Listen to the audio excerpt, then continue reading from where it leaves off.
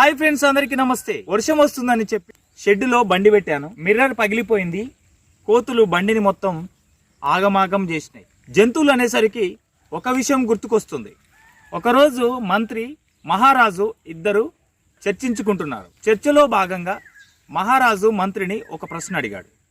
మంత్రివర్య, కుక్కలు గొర్రెలు ఒకే సంతానోత్పత్తిని కలిగి ఉంటాయి, కానీ గొర్రెల సంఖ్య రోజు రోజుకు పెరుగుతూ ఉంటుంది, కుక్కల సంఖ్య రోజు రోజుకు తగ్గుతూ ఉంటుంది. దీనికి కారణం ఏమిటో వివరించండి అని మంత్రిని ప్రశ్నించాడు మహారాజు. అప్పుడు మంత్రి చెప్పాడు, మహారాజా, నేను చెప్పినట్లు చెయ్యండి, మీ ప్రశ్నకు సమాధానం లభిస్తుంది. మంత్రి చెప్పినట్టే మహారాజు చేశాడు.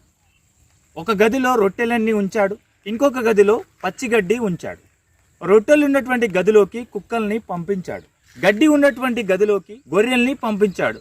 తెల్లవారి మహారాజు మంత్రి ఇద్దరు కలిసి రెండు గదుల వైపు వెళ్లారు. మొట్టమొదగాలు కుక్కలున్నటువంటి గది తాళం తీశారు.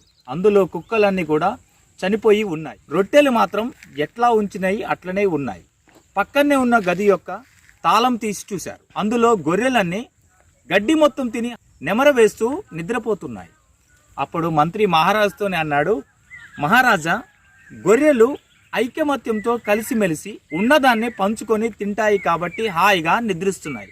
కుక్కలు మాత్రం నాకంటే నాకు అంటూ కొట్లాడుతూ పొట్లాడుకుంటూ ఒక్క రొట్టెని కూడా అది తినకుండా మిగతా కుక్కను తినియకుండా కొట్టుకొని చచ్చిపోయాయి. ఫ్రెండ్స్, మన సమాజంలో కూడా ఏ వర్గం అయితే కొట్లాడుకొని పొట్లాడుకొని ఉంటాయో, ఎన్ని తరాలు మారినా ఎన్ని యుగాలు మారినా ఆ సమాజం అట్టడుగునా నిలబడిపోతుంది. ఎవరైతే ఐకమత్యంతో కలిసిమెలిసి ఉన్నది పంచుకొని ముందుకు సాగుతారో వాళ్ళు మాత్రం అత్యున్నతమైనటువంటి స్థానానికి చేరుకుంటారు. మీరు ఏ వర్గానికి సంబంధించిన కామెంట్ చేయండి, లైక్ చేయండి, ఛానల్ని మాత్రం సబ్స్క్రైబ్ చేయండి.